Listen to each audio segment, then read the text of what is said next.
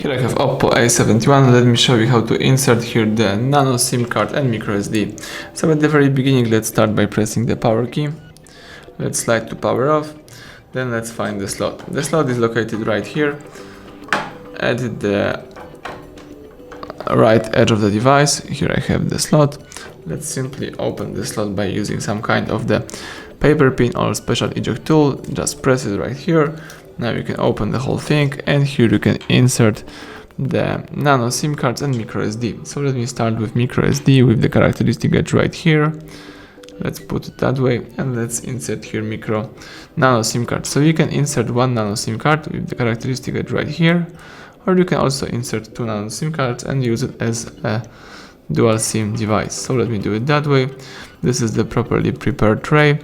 Now let's put the whole thing into your device. So let me do it carefully.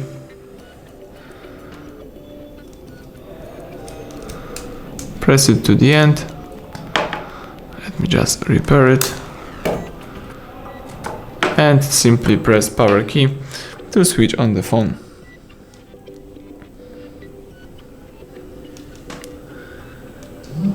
The device is switching on. Let's just make sure that both cards are working properly.